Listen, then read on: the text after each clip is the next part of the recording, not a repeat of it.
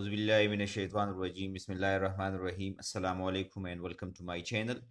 आज की इस वीडियो में हम एक्टिव वॉइस और पैसिव वॉइस करने वाले हैं। इसके अंदर एक्टिव वॉइस और पैसिव वॉइस के अंदर जितनी भी सारी चीज़ें हैं, यानी इसके जो जर्नल रूल्स है मुख्तलिफ़ किस्म के टेंसेस को चेंज करने के लिए, इस तरीके से इसके अंदर जो सवालिया जुमले होते हैं उसको किस तरह चेंज किया जाता है, जो हुक्मिया जुमले होते हैं कमांड सेंटेंसेस, तो उसके हवाले से हम इसमें डिटेल के साथ पढ़ने वाले हैं।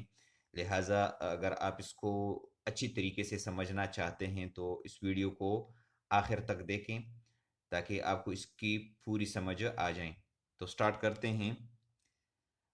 सबसे पहले ये समझते हैं कि व्हाट इज वॉइस।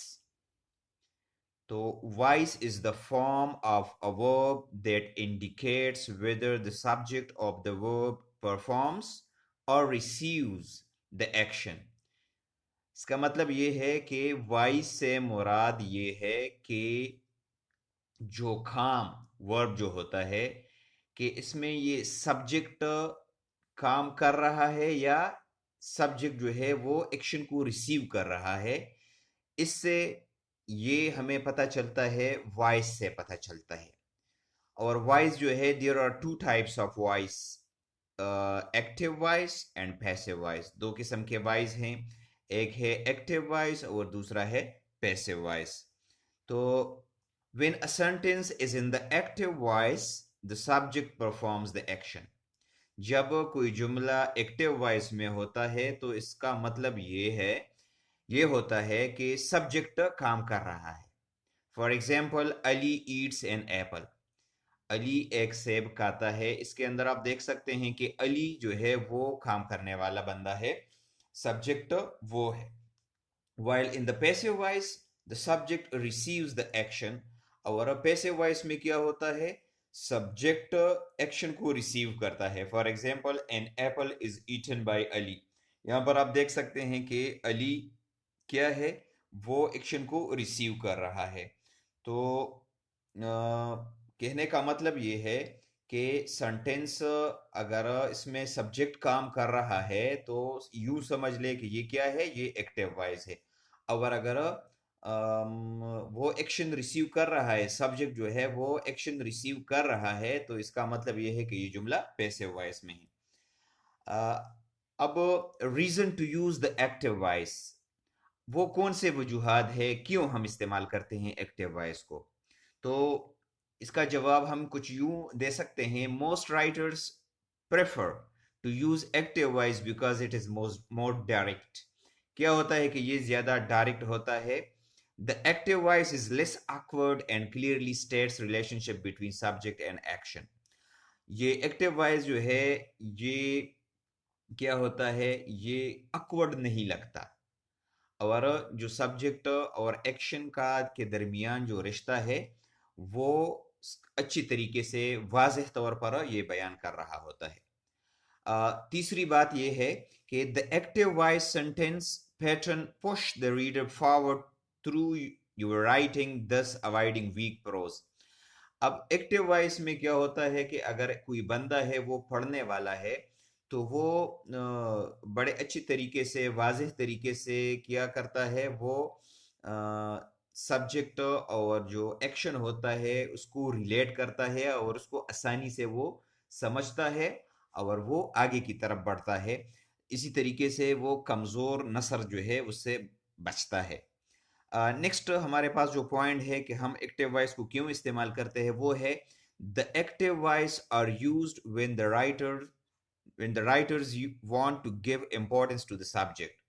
जब कोई राइटर जो लिखने वाला होता है अगर वो सब्जेक्ट को इंपॉर्टेंस दे रहा है तो वो क्या करेगा, वो इस्तेमाल करेगा एक्टिव वॉइस को। इसके मुकाबले में पैसिव वॉइस को हम क्यों इस्तेमाल करते हैं।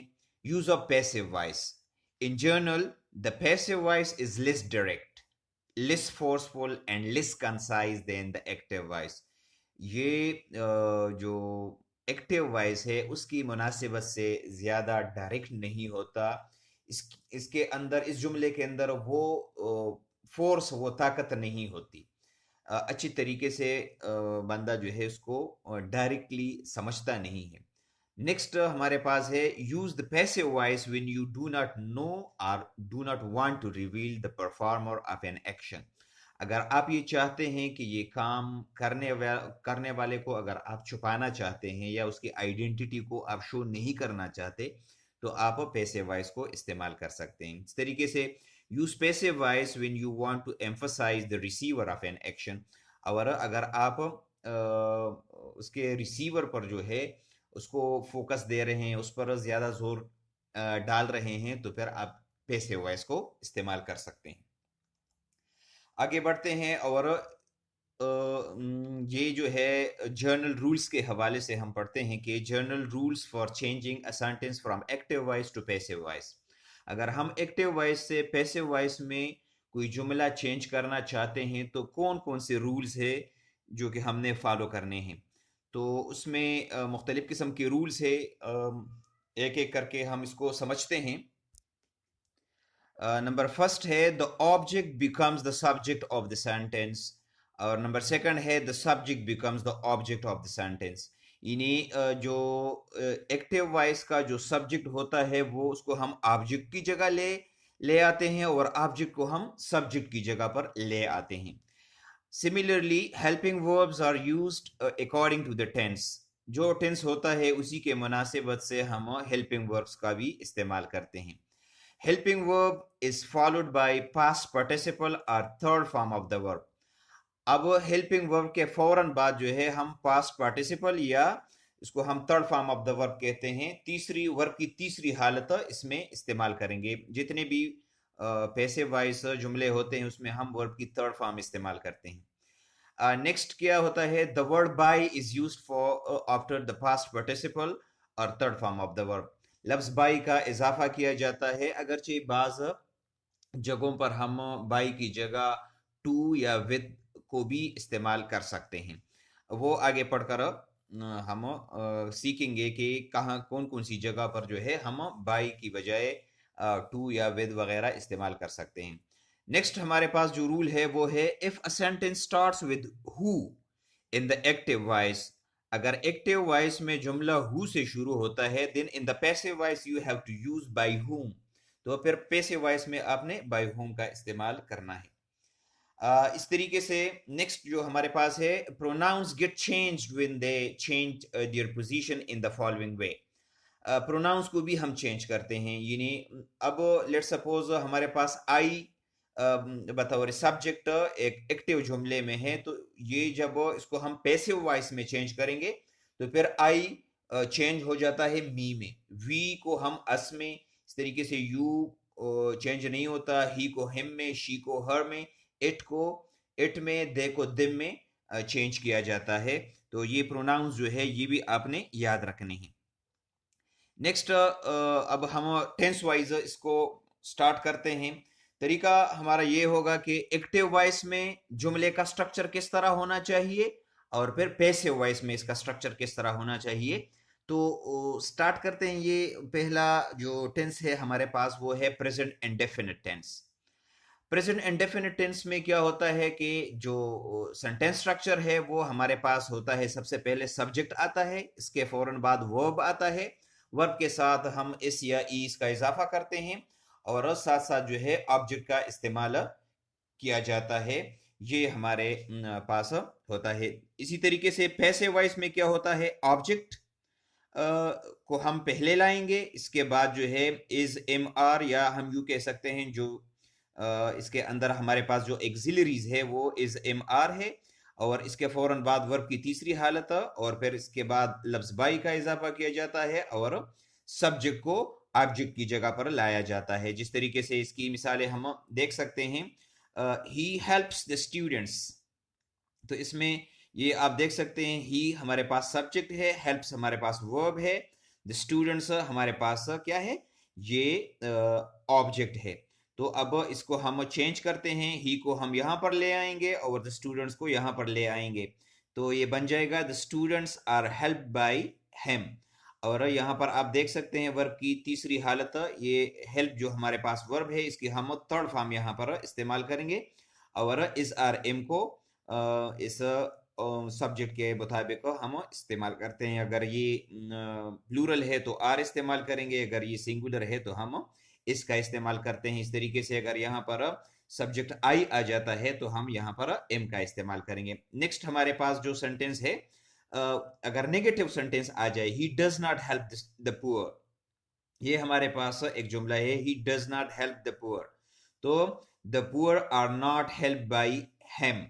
यहां पर आप देख सकते हैं कि हम फिर उस डस की जगह इसको खत्म कर लेंगे और इसकी जगह हम आर नॉट का इजाफा करेंगे। Does he help the poor, तो यहाँ पर डज की जगह हम आर का इस्तेमाल करेंगे या इज एम का इस्तेमाल करेंगे, वो भी अकॉर्डिंग टू द सब्जेक्ट। और the poor help by him, इस तरीके से he helps me, I am help by him. तो प्रेजेंट इंडेफिनिट टेंस के जुमलों को हम इसी तरीके से चेंज करेंगे। आपने ये स्ट्रक्चर जो है इसको आपने समझना है कि सबसे पहले हम ऑब्जेक्ट को सब्जेक्ट की जगह पर ले आएंगे और सब्जेक्ट को हम ऑब्जेक्ट की जगह पर ले जाएंगे, वर्ब की तीसरी हालत इस्तेमाल करेंगे, उसके बाद लफ्ज बाई का इजाफा किया जाता है और वर्ब की तीसरी हालत से पहले हम इज एम आर जो हमारे पास एक्सिलरीज है वो हम इस्तेमाल करते हैं। तो उम्मीद है आपको प्रेजेंट टेंस की समझ आ गई होगी। आगे बढ़ते हैं। नेक्स्ट हमारे पास जो टेंस है वो है प्रेजेंट कंटिन्यूअस टेंस। इसमें क्या होता है कि हमारे पास जो स्ट्रक्चर है, सबसे पहले सब्जेक्ट आता है इज एम आर और वर्ब के पहली हालत के साथ हम आई एन जी का इस्तेमाल करते हैं और इसके बाद ऑब्जेक्ट आता है। तो पैसिव में इसकी स्ट्रक्चर इस तरह बनती है कि ऑब्जेक्ट को हम सब्जेक्ट के साथ उसकी जगह तब्दील कर लेंगे।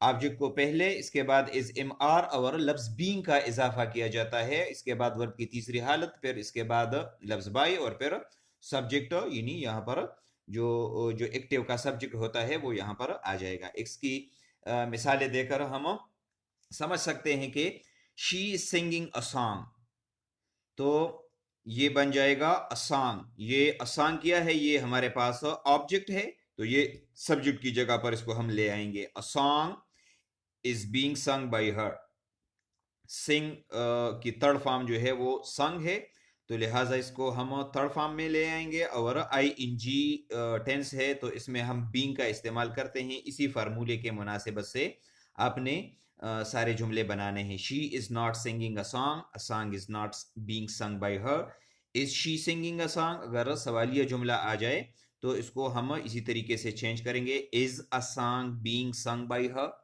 और सवालिया निशान जो है उसको आखिर में लगाया जाता है। नेक्स्ट बढ़ते हैं। हमारे पास जो नेक्स्ट टेंस है वो है प्रेजेंट परफेक्ट। प्रेजेंट परफेक्ट में क्या होता है कि एक्टिव वॉइस में हमारे पास स्ट्रक्चर इस तरह आएगा, सबसे पहले सब्जेक्ट आता है, हैज और हैव के बाद जो है वर्ब की तीसरी हालत और फिर ऑब्जेक्ट का इस्तेमाल किया जाता है। पैसिव वॉइस में ये चेंज हो जाएगा, सब्जेक्ट और ऑब्जेक्ट की जगह हम चेंज कर लेते हैं और हैज या हैज बीन या हैव बीन का इस्तेमाल इसमें करते हैं अकॉर्डिंग टू सब्जेक्ट। अगर सिंगुलर है तो उसके साथ हम हैज बीन का इस्तेमाल करेंगे और अगर प्लूरल है तो उसके साथ हम हैव बीन का इजाफा करते हैं और वर्ब की तीसरी हालत के साथ बाई का इजाफा किया जाता है और इसके बाद सब्जेक्ट लगाया जाता है। जिस तरह के जुमले आपको नजर आ रहे हैं, I have eaten my meal, my meal has been eaten by me. यहाँ पर आप देख सकते हैं कि हैव को हमने चेंज किया है हैज बीन में, क्योंकि यहाँ पर माई मील जो है वो सिंगुलर है तो ये आ जाएगा हैज बीन। तो हैव की जगह यहाँ पर ये हमारे पास एक्टिव वॉइस में है, आई हैव ईटन माई मील, और पैसिव में जब हम इसको चेंज करेंगे तो ये स्ट्रक्चर इसी के मुनासिबत से आपने इसको चेंज करना है। तो माई मील इसको हम सब्जेक्ट की जगह पर ले आएंगे और आई को हम ऑब्जेक्ट की जगह पर ले आएंगे। My meal has been eaten by me. इस तरीके से you have written letters, letters have been written by you, क्योंकि यहाँ पर लेटर्स जो है वो क्या है, वो प्लूरल है, लिहाजा हम यहाँ पर हैव बीन इस्तेमाल करेंगे। अगर सवालिया जुमला आ जाता है, have you driven a car, has a car been driven by you, तो ये प्रेजेंट परफेक्ट के जुमले हैं। नेक्स्ट हमारे पास टेंस आता है past indefinite tense. Present tense में एक टेंस को छोड़कर हम उसके बारे में बाद में पढ़ेंगे कि क्यों उस टेंस के जुमले हम चेंज नहीं कर सकते, उसके वो इसके बाद पढ़ेंगे, सबसे आखिर में वो पढ़ेंगे। नेक्स्ट हमारे पास है past indefinite tense. Past indefinite tense की एक्टिव वॉइस में स्ट्रक्चर इस तरह है कि सबसे पहले सब्जेक्ट आता है, उसके बाद वर्ब की दूसरी हालत और फिर ऑब्जेक्ट। जब हम इसको पैसिव में चेंज करेंगे तो वही पोजीशन है, सब्जेक्ट को ऑब्जेक्ट की जगह पर और ऑब्जेक्ट को सब्जेक्ट की जगह पर लाया जाता है। वाज और वर का इस्तेमाल किया जाता है और वर्ब की तीसरी हालत के बाद लफ्ज बाई का इजाफा किया जाता है। और इसकी मिसालें हैं, they played football, football was played by them. Ahmad wrote many letters, many letters were written by Ahmad। यहाँ पर आप देखें ये सब्जेक्ट, यहाँ पर लेटर्स ज्यादा है, लिहाजा यहाँ पर वर का इस्तेमाल किया गया है। अगर सवालिया जुमला आ जाता है, did you drink water, was water drunk by you, तो ये इसका बन जाता है सवालिया जुमला और पैसिव में हम इसको इस तरीके से चेंज करेंगे। इस स्ट्रक्चर को आपने पहले समझना है, उसको याद रखना है।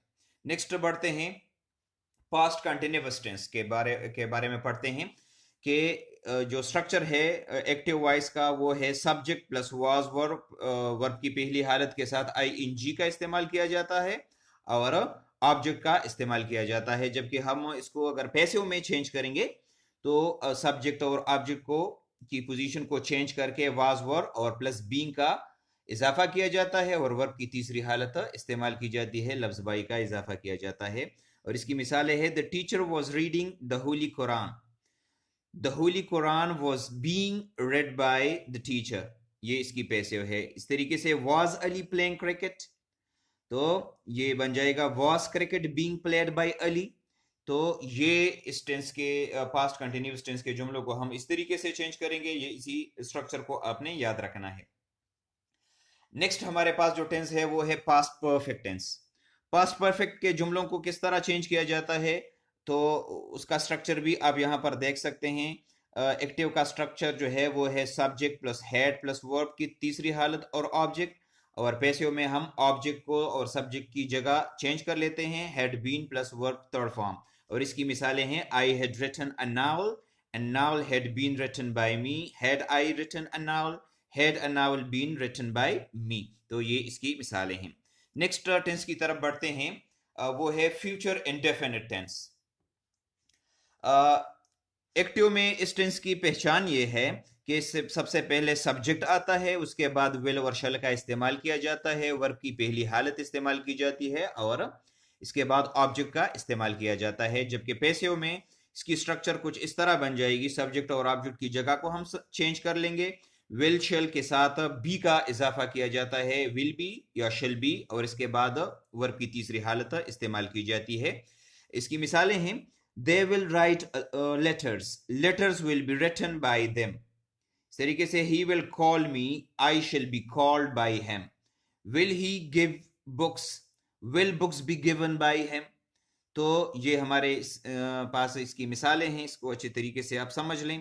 नेक्स्ट हम बढ़ते हैं फ्यूचर परफेक्ट के बारे में पढ़ते हैं कि फ्यूचर परफेक्ट की एक्टिव वॉइस में स्ट्रक्चर कुछ इस तरह है, सब्जेक्ट के बाद विल शल विल हैव और शल हैव का इस्तेमाल किया जाता है, वर्ब की तीसरी हालत इस्तेमाल की जाती है और इसके बाद ऑब्जेक्ट का इस्तेमाल किया जाता है। अगर इसके जुमलों को हमने पैसिव वॉइस में चेंज करना हो तो सब्जेक्ट को ऑब्जेक्ट की जगह पर और ऑब्जेक्ट को सब्जेक्ट की जगह पर ले आए, विल शल विल हैव और shall have will have been और शल हैव बीन का इस्तेमाल किया जाता है, वर्ब की तीसरी हालत इस्तेमाल की जाती है। मिसाल इसकी ये है, she will have completed her homework, तो ये बन जाएगा her homework will have been completed by her. She will not have completed her homework, her homework will not have been completed by her. तो ये इसकी मिसालें हैं। अच्छा, अब ये तो हो गया, सारे टेंसेस हो गए। अब जो रिमेनिंग टेंसेस है, the remaining tenses present perfect continuous, past perfect continuous, future continuous, future perfect continuous, ये चार टेंसेस जो है ये पैसिव वॉइस में चेंज नहीं होते। और इसके बारे में मैंने ये लिखा है, the sentences of the above tenses can also be changed to passive voice but it will seem awkward to change such sentences। यानी इसके जितने भी सारे टीचर्स हैं वो इसको चेंज कर रहे हैं आजकल, ये वो कह रहे हैं कि इसको हम चेंज कर सकते हैं, लेकिन ये ठीक नहीं है। इसके जुमले को हम चेंज नहीं कर सकते, ये अकवर्ड लगते हैं। और इसकी वजह क्या है कि इसके अंदर बहुत ज्यादा एक्सिलरीज का इस्तेमाल किया जाता है जो कि ठीक नहीं है। That is why many teachers are of the opinion not to change the sentences of these tenses into passive voice. For example, look at the sentences of these tenses. He has been writing a letter. ये present perfect continuous का जुमला है और इसको इस तरीके से change किया जाता है, a letter has been being written by him. तो इसमें आप देख सकते हैं एक दो तीन एक्सिलरीज का इस्तेमाल किया गया है जो कि अकवर्ड सा लगता है। इस तरीके से he had been eating an apple had been being eaten by him. He will be playing cricket, cricket will be being played by him. He will have been playing cricket, cricket will have been being played by him. इस तरीके से लोग इसको change कर रहे हैं, लेकिन ये इस्तेमाल इसका ठीक नहीं है क्योंकि ये नेटिव स्पीकर जो है इसको इस्तेमाल नहीं कर रहे और इसमें ये ज्यादा एक्सिलरीज का इस्तेमाल जो है इसको अकवर्ड बनाता है। तो इसी वजह से हम इन चार टेंसेस को हम इस्तेमाल नहीं कर सकते। अच्छा, अब बढ़ते हैं रूल्स फॉर WH वर्ड्स और WH सेंटेंसेस, यानी वो रूल्स WH यानी व्हाट, व्हेन, वेयर, व्हाई, इससे जो जुमले शुरू होते हैं उसको हम किस तरीके से चेंज करेंगे। Structure for the WH words or sentences will be like this. Active में क्या होता है, who plus verb plus object होता है और सवालिया निशान होता है। इसको अगर हम चेंज करेंगे तो बाय हुम, हु को हम बाय होम में चेंज करेंगे। इसके बाद एक्सिलरी का इस्तेमाल किया जाएगा जो टेंस के लिहाज से हम करेंगे, plus object of active verb और प्लस वर्ब की तीसरी हालत इस्तेमाल की जाती है। For example, who wrote this book, तो ये बन जाएगा by whom was this book written, यानी हु को हम बाय होम में चेंज करेंगे। इसके बाद एक्सिलरी, ये टेंस जो है वो पास्ट टेंस है तो लिहाजा इसमें हम पास्ट टेंस के जो एक्सिलरीज है वाज और वर उसको इस्तेमाल करेंगे। For negative sentences the structure is negative के लिए स्ट्रक्चर इस तरह होगा। For example, who doesn't play cricket, तो ये बन जाएगा बाय हुम is cricket not played. Who did not play hockey, bye whom was hockey not played. तो ये इसके जो नेगेटिव के स्ट्रक्चर्स है वो हम इसी तरीके से बनाते हैं। अच्छा, अब एक एक करके इसको पढ़ते हैं कि अगर व्हाट से जुमले आ जाएं तो उसको हम किस तरह चेंज करेंगे। Active and passive voice of what are you doing, ये एक्टिव वॉइस में है तो ये बन जाएगा। इसके अंदर ये मैं आपको बताता जाऊं कि जितने भी WH वाले अल्फाज है उसको हम चेंज नहीं करते मां सिवाय हु और हुम के। ये व्हाट, वेयर, व्हेन ये इसी तरीके से इस्तेमाल की वापस किए जाते हैं। What are you doing, what is being done by you, what do you mean, what is meant by you, यानी सबसे पहले व्हाट का इस्तेमाल, उसमें कोई तब्दीली नहीं आएगी। फौरन व्हाट के फौरन बाद जो एक्सिलरीज है उसका इस्तेमाल किया जाता है टेंस के लिहाज से। जिस तरीके से यहां पर आप देख सकते हैं व्हाट डू यू मीन, यहां पर प्रेजेंट टेंस है तो यहां पर इसका इस्तेमाल किया गया है। व्हाट डिड यू से, यहां पर पास्ट टेंस है, what was said bye you. तो उम्मीद है आपको इस व्हाट के जुमलों की समझ आ गई होगी। नेक्स्ट बढ़ते हैं, वो है active and passive voice of question starting in when and which. When और व्हिच से अगर जुमला शुरू होता है तो इसको हम किस तरह चेंज करेंगे। तो इसका भी वही तरीका है, when do you read books, when are books read by you। Active voice अगर इस तरह आ जाए, when will he smoke a cigarette, तो इसका पैसिव बन जाएगा when will a cigarette be smoked by him. When will not they attend the marriage, अगर नेगेटिव और इंट्रागेटिव दोनों जुमले आ जाएं तो इसको फिर इस तरह चेंज करेंगे, when will the marriage not be attended by them। और अगर which से जुमला शुरू होता है, which dress do you need, तो इसका हम पैसिव इस तरीके से बनाएंगे which dress is needed by you। यानी तरीका इसका क्या है, स्ट्रक्चर इसका ये है कि वो WH वाला लफ्ज और उसके फौरन बाद जो है हम क्या करते हैं, उसको हम इसी तरीके से चेंज करेंगे। ये स्ट्रक्चर आपने समझना है इस तरीके से। नेक्स्ट हमारे पास है why, active and passive voice of why. Active voice, why do you read books, तो इसका पैसिव है why are books read by you. Why did you send him, why was he sent by you? Active voice, why didn't they play cricket? Why was not the cricketer played by them? Active अगर इस तरह आ जाए why are they decorating the room, तो इसका passive बनाएंगे why is the room being decorated by them। तो इस स्ट्रक्चर को भी आपने समझना है। नेक्स्ट बढ़ते हैं, अगर वेयर से कोई जुमला आ जाए तो where do you write books, तो इसका पैसिव हम कुछ इस तरह बनाएंगे कि where are books written by you. Where do you write books, where are books written by you. Where did you send him, where was he send by you.